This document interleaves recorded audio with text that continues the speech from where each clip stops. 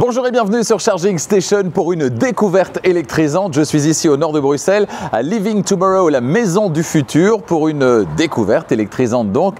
Il y a quelques jours, j'étais à bord du BYD Sea Lion 7 et aujourd'hui, c'est le tout petit modèle de chez BYD qui est dévoilé. La BYD Seagull, comme on l'appelle dans son pays d'origine, la Chine. Ici, elle s'appelle Dolphin Surf. Je vais en prendre le volant et d'abord, on va aller découvrir la conférence de presse. C'est parti.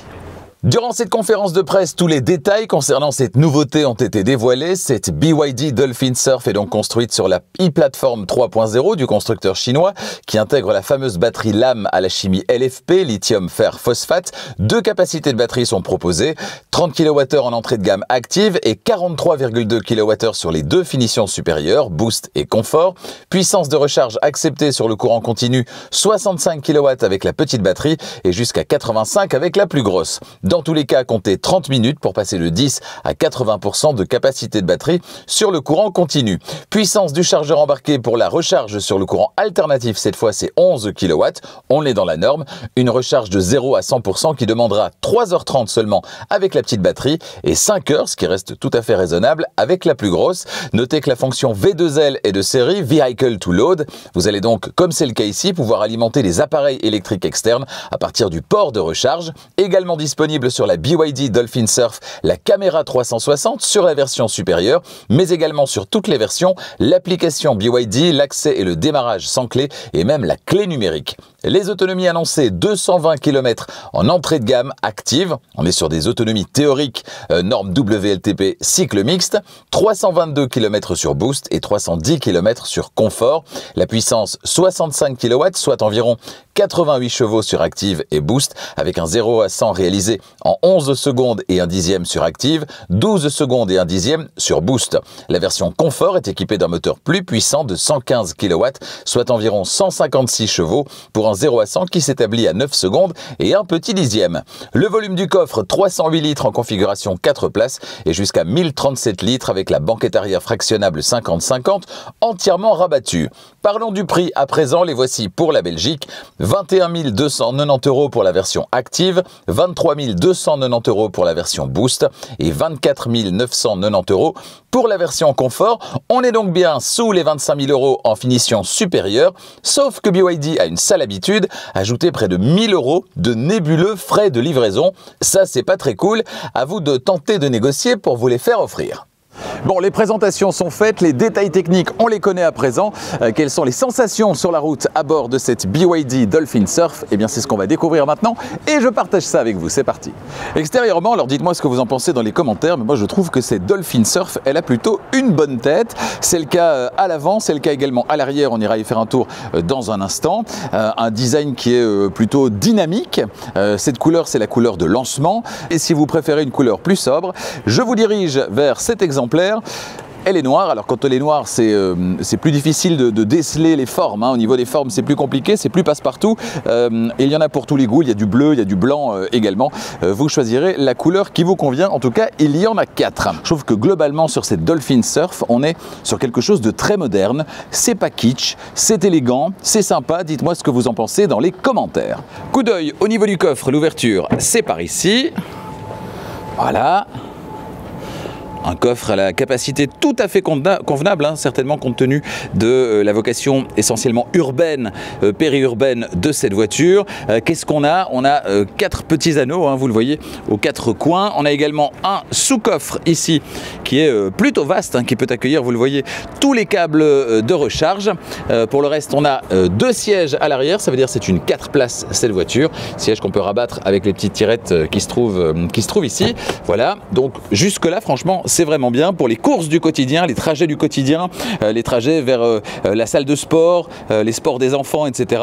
Ça convient parfaitement. Place maintenant aux places arrière. Bon, j'aurais bien vu une petite poignée ici pour ouvrir. Non, c'est pas le cas. On est plutôt traditionnel. Ça se passe ici. Ici, j'ai mon sac de tournage, vous le voyez, on va le pousser un petit peu, voilà, et je vais m'installer sur une des deux places. Évidemment, avec 1,90 m devant, la place n'est pas gigantesque à l'arrière, mais j'en ai connu bien d'autres qui étaient bien plus grandes et qui avaient beaucoup moins de place à l'arrière. Donc, je ne vais pas traverser la France comme ça, c'est pas la vocation de cette voiture, mais franchement, ça le fait au niveau de l'espace ici à l'arrière. Compte tenu des dimensions globales de cette voiture, je trouve qu'on a quand même relativement pas mal de place dans cette Dolphin Surf. Bon, le plancher, il est parfaitement plat, mais peu importe finalement, puisqu'on n'a pas de place centrale, donc ce n'est pas d'une importance capitale. Ce que je vois par contre, c'est l'accoudoir ici à l'avant, l'accoudoir qui en fait est le prolongement de ce qu'on va retrouver ici, et qui est une sorte d'accoudoir flottant, puisqu'on a un espace qui est disponible ici à l'arrière. L'avant de cette Dolphin Surf, eh bien on va y aller tout de suite pour découvrir le tableau de bord, et puis les premiers kilomètres à son volant pour cette découverte électrisante. Alors, démarrage ici avec le bouton Start-Stop, hein, pas la peine d'enfoncer une clé, c'est plutôt une bonne nouvelle. Qu'est-ce qu'on voit? Qu'on a évidemment des plastiques durs, hein, mais ça, c'est pas étonnant à ce niveau de prix. Cela dit, la texture du plastique ici, elle est plutôt valorisante, elle est plutôt sympathique. Franchement, je trouve ça sympa. Ici, on a quelque chose de légèrement moussé. Ça donne bien, c'est sympa. Je suis un petit peu moins fan de ces boutons qu'on va retrouver ici. Ça fait un peu voiture des années 90, des années 90, mais bon, ça fait le job. On a la petite touche P ici, le sélecteur de vitesse ici, ici le bouton de volume à droite, et puis ici quelques boutons. L'écran est plus petit que sur ses grandes sœurs, en même temps c'est en phase avec les dimensions de la voiture. Et puis vous le voyez, on a ici Apple CarPlay sans fil. Mon téléphone, il est ici. Apple CarPlay sans fil, Android Auto sans fil dans cette voiture. Ça, c'est vraiment très bien. L'écran, la définition, elle est vraiment très correcte. Deuxième écran, l'écran instrument derrière le volant. Ça, c'est très bien également. On a les commodos de manière assez traditionnelle. Alors, je suis pas fan du volant. J'aurais préféré retrouver le même volant que celui qu'on retrouve dans la Sea Lion 7, par exemple. Voilà, j'aime pas ce gros rond central avec le logo BYD. Je trouve ça un petit peu démodé, peut-être. Des vraies touches, ça, c'est très bien, notamment la touche pour faire tourner l'écran, hein, c'est valable dans cette voiture également, sauf quand on a Apple CarPlay qui est affiché, c'est le cas également dans les autres modèles. Avec Apple CarPlay, on ne peut pas faire tourner l'écran, c'est d'office en mode paysage. La poignée d'ouverture, ici on a les commandes de vitres électriques, de rétroviseurs électriques. On est sur une version haut de gamme, une finition haut de gamme, et franchement ça donne super bien.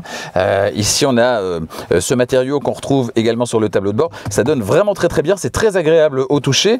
Ici, très sympa également cette partie, celle-ci peut-être un petit peu moins, mais globalement l'impression elle est quand même très bonne au volant de cette BYD Dolphin Surf. En termes de rendu, je trouve que là il y a eu un effort qui a été fait, certainement quand on a en tête le positionnement tarifaire de cette voiture, on a quelque chose de vraiment très convaincant. La connectique, ça va se passer là en dessous, et puis des rangements, il y en a beaucoup, et notamment l'emplacement pour le téléphone ici. Ça, c'est vraiment pas mal. Emplacement de recharge par induction pour le téléphone ici, c'est vraiment chouette. Bref, ça s'annonce plutôt pas mal à bord de cette voiture. J'ai hâte d'en prendre le volant. C'est parti d'ailleurs. Bon voilà, me voici installé à bord de cette BYD Dolphin Surf. Alors, on va démarrer un trajet qui a été concocté par la marque d'1 heure à peu près. La position de conduite me convient malgré mon 1,90 m, mon 1,90 m, et ça c'est plutôt une bonne nouvelle dans une voiture avec des dimensions comme celle de cette BYD. J'étais étonné de voir que les réglages sont électrique. Je m'attendais à devoir régler le siège ici. Non, les réglages sont électriques, ça c'est vraiment bien. Réglage manuel du volant évidemment. Voilà, tout ça est bien positionné. Réglage électrique des rétroviseurs ici. Voilà, à gauche et à droite. C'est fait. Bon, je pense qu'on peut y aller. L'itinéraire est sur Apple CarPlay sans fil. On va passer en mode D. Voilà qui est fait. Et c'est parti pour ce trajet.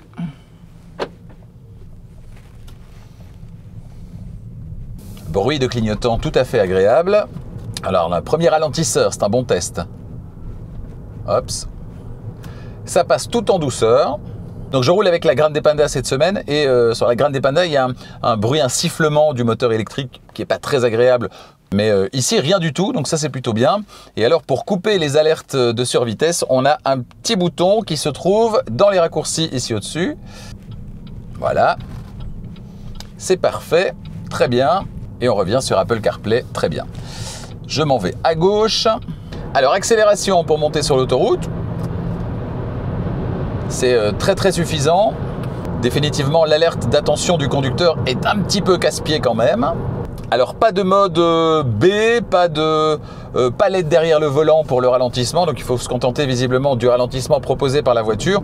On arrive justement à la sortie à la fin de la bretelle de sortie d'autoroute et je suis derrière un camion et le fait de lever le pied propose un ralentissement qui est, on va dire, correct. Voilà, là je vais devoir mettre le pied sur le frein évidemment. Donc pas de one pedal drive dans cette voiture. Compte tenu de la vocation urbaine de cette voiture, évidemment qu'on aurait voulu que ce soit du one pedal drive, mais ce n'est pas possible. Et là sur un parcours urbain, dès que vous accélérez, bam, là il y a de la puissance, il y a du couple, et ça fait vraiment plaisir. On peut se faufiler dans la circulation, c'est très agile et certainement avec des dimensions comme celle de cette voiture, ça c'est vraiment bien. C'est très maniable, direction très très douce, ça c'est vraiment agréable en ville. Et la rétrovision est très convaincante également, on voit bien dans le rétroviseur à travers la vitre arrière, c'est vraiment chouette. C'est très silencieux aussi. Ici en milieu urbain, je vous disais, hein, comme il n'y a pas le sifflement du moteur électrique qu'on peut retrouver par exemple dans la Fiat Grande Panda que j'essaye cette semaine, c'est vraiment très très silencieux, très reposant. Bon, les graphismes au niveau de l'écran instrument, c'est pas ce qu'il y a de plus moderne.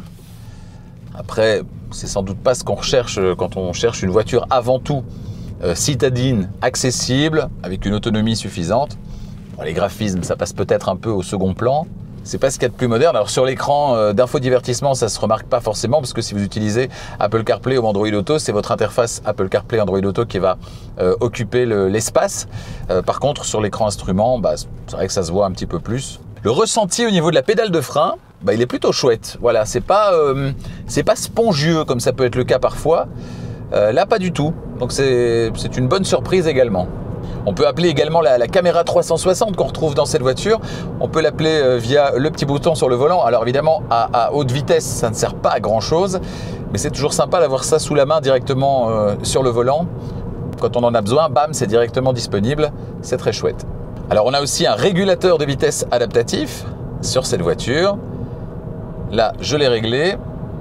On a le maintien au centre de la voie de circulation également. Donc c'est l'ICC, Intelligent Cruise Control. Tout ça sur une voiture à 25 000 €, hors frais de livraison. Pas de volant capacitif, j'imagine. Non, pas de volant capacitif, mais je mets les mains sur le volant et là, elle ne me rappelle plus à l'ordre, donc c'est très très bien. Là, il y a un feu et une voiture qui est arrêtée au feu. Est-ce qu'elle va la voir? Oui, elle la voit. Et elle ralentit. Et ça, c'est pas toujours le cas. Je me suis parfois fait surprendre avec des voitures qui sont en régulateur de vitesse adaptatif et qui, au moment où on arrive derrière des voitures qui sont, elles, arrêtées au feu, eh bien, elles les voient trop tard et donc il faut intervenir. Il faut reprendre le contrôle. Là, la voiture devant démarre. La voiture est en train de partir. Veuillez y faire attention. Voilà. Et donc, je n'ai rien fait et la voiture redémarre également. C'est pas mal, hein? C'est pas mal. Elle se maintient bien au milieu de la voie de circulation et c'est très agréable. C'est pas forcément à utiliser sur l'autoroute. Vous voyez, je suis là dans un milieu semi-urbain, périurbain. Et là aussi, c'est agréable que la voiture se maintienne automatiquement au centre de la voie de circulation. Alors, il n'y a pas de one pedal drive, mais je trouve que franchement, le combo avec la pédale de frein, c'est assez intuitif. La pédale de frein est très progressive et en même temps, elle ne manque pas de mordant. C'est convaincant. Voilà, niveau de freinage régénératif. Dans les menus, il y a standard et haut. Je l'ai réglé sur haut, donc je n'aurai pas plus que ça. C'est bien ce que je disais tout à l'heure. On est assez loin de la conduite à une pédale. Mais globalement,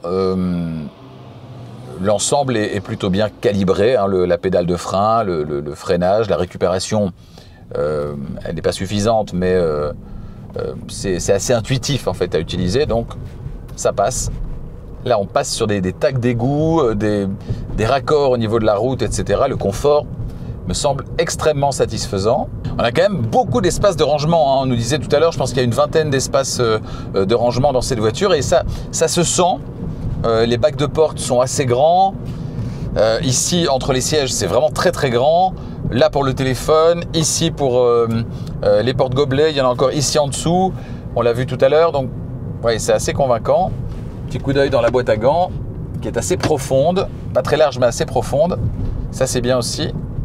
Et le volant, autant je le trouve au niveau du design un peu daté, autant il est agréable à utiliser, ce qui est bien l'essentiel. Là, sur les 50 derniers kilomètres, la voiture m'affiche une consommation de 14,2 kWh au 100. Alors, je ne sais pas comment elle a été conduite avant moi et je n'ai pas roulé 50 km jusqu'à présent. Mais 14,2, ça vous donne une petite idée de la consommation, même si ça ne veut rien dire puisque je ne sais pas comment elle a été conduite avant. Alors, qui dit petite voiture chinoise, je pense inévitablement à la Leapmotor T03. Ça n'a rien à voir. Ça n'a rien à voir. Celle-ci là-bas à plat de couture. Ça, c'est une évidence. En termes d'ergonomie, ça n'a rien à voir. Il n'y a pas de craquement. Il y a beaucoup de plastique dur dans cette voiture, mais il n'y a pas de craquement, aucun bruit de mobilier. Donc, ok, il y a des plastiques durs, mais ça a l'air bien construit. Alors, vous me direz, elle est neuve, heureusement. Oui, cela dit, d'autres neuves et parfois plus chères, ça craque déjà, vous voyez. Ici, rien de tout ça, aucun bruit. Tiens, au niveau de la clim, comment ça se passe? On-off pour ce qui est du chauffage. On-off. Ah oui, voilà. Ah oui, la clim est allumée, voilà. Clim allumée, on. Mais alors, pour régler la température, ça, je ne sais pas. Alors, petit bémol quand même sur le système de chauffage et ventilation. On n'a pas de réglage de température. On va du chaud au froid, avec différents petits crans. Mais on n'a pas de réglage spécifique de température. Je ne peux pas lui dire 20 degrés, 21 degrés, 18 degrés. Ça, c'est un petit peu dommage. Et alors, petite coquetterie, la voiture propose de réduire le niveau de la ventilation, donc la puissance de la ventilation, lors des appels Bluetooth, histoire de ne pas être dérangé, de ne pas déranger votre correspondant, l'entendre correctement. Ça diminue et ça revient à la puissance précédente au moment où vous raccrochez. Ça, c'est pas mal. Tiens, justement, quand on est sur des plus longs trajets, on va avoir tendance à poser le genou ici à droite. Eh bien, je remarque que c'est plutôt agréable. En fait, on est sur une partie ici avec la même petite surface légèrement moussée qu'on va retrouver devant le conducteur et le passager, ici au niveau du tableau de bord. On est sur la même matière, le même matériau. Et c'est assez agréable en fait de pouvoir poser son genou à cet endroit-là. C'est top. Et comme je suis en milieu urbain, la moyenne de consommation continue de descendre. Là, on est à 13,6. Là, je viens de tester le système audio parce que parfois sur les véhicules chinois, la radio en DAB+, la radio digitale, c'est pas très convaincant. Ici, je l'ai testé, le son est correct, sans plus, hein. Mais par contre, ça n'a pas coupé. Donc, la qualité de réception en DAB+, semble être tout à fait correcte. C'est une bonne chose. Alors, on peut avoir l'écran partagé également dans cette voiture. Ça, c'est plutôt sympa, histoire de pouvoir faire apparaître deux choses en même temps. Alors, tout n'est pas possible, mais c'est sympa que ce soit proposé en tout cas. Et puis, le fait de pouvoir retourner l'écran, hein, spécifique à BYD, sur toutes les BYD, ça peut être sympa là aussi. Certainement, si on a l'écran partagé et qu'on peut mettre quelque chose de plus visible ici en partie supérieure pour éviter de devoir quitter la route des yeux trop longtemps. Moi, je préfère personnellement le mode paysage. Voilà, et c'est dans ce mode que vous aurez donc Apple CarPlay et Android Auto. On va couper l'écran partagé et on va revenir sur Apple CarPlay. Vous voyez, globalement, ça réagit plutôt bien. J'ai eu des petits soucis pour appeler le menu qui vient du haut, que j'ai pu réorganiser également. Donc ça, c'est bien aussi. Menu qui vient du haut, dans lequel vous avez tous les petits raccourcis, notamment pour couper l'alerte de survitesse. C'est là que vous pouvez couper également le lane keeping, mais donc l'alerte de franchissement de ligne, de sortie de voie. Mais ça ne m'a pas posé problème. Donc il a l'air bien calibré dans cette voiture, ce système de maintien dans la voie. Voilà, rien à dire de ce côté-là. Par contre, au niveau de la motricité, c'est un peu perfectible. Cette voiture, elle a beaucoup de couple, hein. Les relances sont très vigoureuses, mais du coup, ça veut dire que parfois, là, sur le sec, mais vous imaginez sur le mouillé, ça doit encore être pire. Si je donne un coup, voilà, d'accélération, vous voyez que ça patine directement. Alors, on peut aussi ne pas donner de grands coups d'accélération, hein, mais donc rien de grave, mais voilà. Bon, je préfère que ça patine, mais qu'elle soit vive, plutôt que ça ne patine pas, parce qu'elle n'est pas vive. Bon, après, elle pourrait être aussi vive et que ça ne patine pas. C'est vrai. C'est bientôt la fin de ce petit tour d'ailleurs concocté par BYD ici en région bruxelloise, avec un parcours essentiellement urbain, périurbain, ce qui est la vocation de cette voiture. L'occasion de faire un premier petit bilan. Cette vidéo, elle servira de premier trajet évidemment, puisque je ne vais pas refaire un premier trajet étant donné que je viens de découvrir cette voiture. Qu'est-ce que je peux dire jusque-là de cette première prise en main, de cette découverte ? Que je suis très agréablement surpris, ça c'est vraiment une chose à signaler, très agréablement surpris par les performances, le petit problème de motricité, mais qui n'est pas bien grave. Mais voilà, ça accélère franchement. Le freinage est bien calibré, à défaut d'avoir un one pedal drive. C'est très confortable. On trouve sa position de conduite idéale, même quand on mesure 1,90 m. La présentation intérieure, bien sûr, il y a des matériaux durs, mais globalement, c'est assez cossu, c'est assez valorisant. Et c'est pas trop, on n'est pas trop dans la vibe. On sait que chez BYD, on aime bien la vibe un petit peu maritime, etc. Bon, rien de tout ça ici. Bien sûr, on a une petite vague sur le tableau de bord, mais voilà, rien à voir avec l'Atto 3 qu'on avait essayé, souvenez-vous, avec les cordes de guitare, etc. sur les portières, c'était un peu wouh. Ici, non, c'est plutôt sobre au niveau de la présentation. C'est bien fait, il y a des surfaces moussées ici, c'est agréable pour poser le genou. Et au niveau de l'ergonomie, et c'est ça le plus important au quotidien, hein, je le rappelle toujours, c'est pas l'autonomie au quotidien. L'autonomie, elle vous posera jamais de problème pour autant que vous choisissiez une voiture qui est calibrée correctement par rapport à votre usage. Non, ce qui au quotidien va vous casser les pieds, c'est quand on a une mauvaise ergonomie. Et ici, je dois dire que ça fonctionne plutôt bien. Au niveau des bémols, qu'est-ce que je pourrais dire?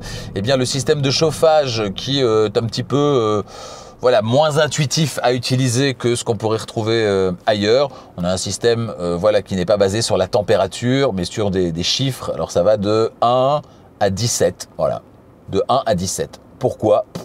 Très étonnant, très étrange.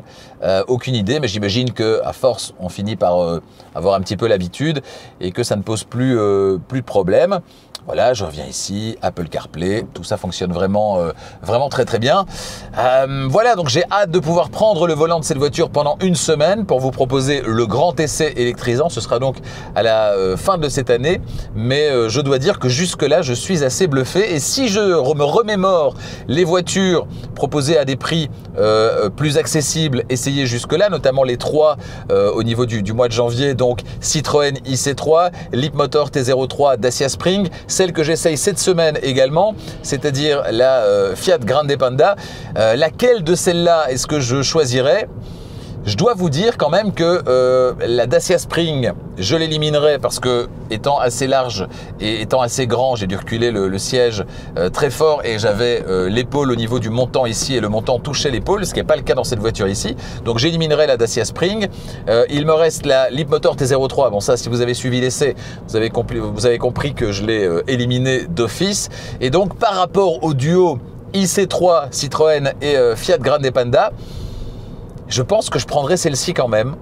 À voir sur un essai d'une semaine, mais je pense que je prendrai celle-ci quand même pour l'ambiance intérieure. En fait, on est plus dans une voiture qui fait un peu plus cossu dans celle-ci, me semble-t-il, que dans la Grande Panda avec l'intérieur un peu criard au niveau des couleurs, que dans la Citroën IC3 avec tout son piano black un peu partout. Vous voyez, dans celle-ci, il n'y a pas de piano black.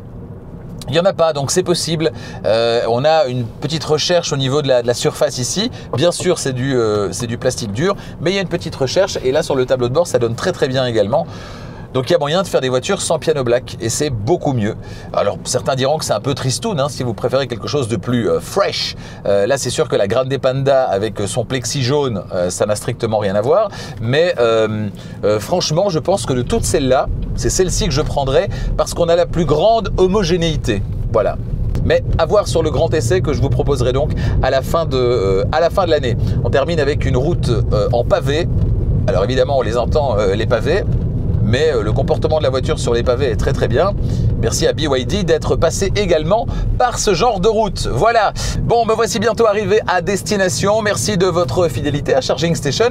Merci d'avoir suivi cette vidéo découverte. J'espère que ça vous a plu. N'hésitez pas à commenter la vidéo. Dites-moi ce que vous pensez de cette voiture, de cette BYD Dolphin Surf. Est-ce qu'elle pourrait vous convaincre? Est-ce que vous choisiriez cette voiture par rapport à ce que vous venez de voir? Ou est-ce que vous en choisiriez une autre dans cette gamme de prix de voitures relativement accessibles, de voitures électriques d'entrée de gamme? Eh bien, dites-le moi dans les commentaires. N'hésitez pas à partager cette vidéo, mettez un petit pouce, ça fait toujours plaisir et ça aide à faire grandir la chaîne. Et puis si vous n'êtes pas encore abonné à Charging Station, abonnez-vous et n'oubliez pas d'activer la clochette des notifications pour être prévenu dès qu'une nouvelle vidéo électrisante est disponible. La prochaine, ce sera évidemment le grand essai électrisant de la Fiat Grande Panda et puis d'autres nouveautés qui arrivent dans les prochaines semaines. Je vous jure qu'il y en aura vraiment beaucoup durant les prochaines semaines, les prochains mois sur Charging Station.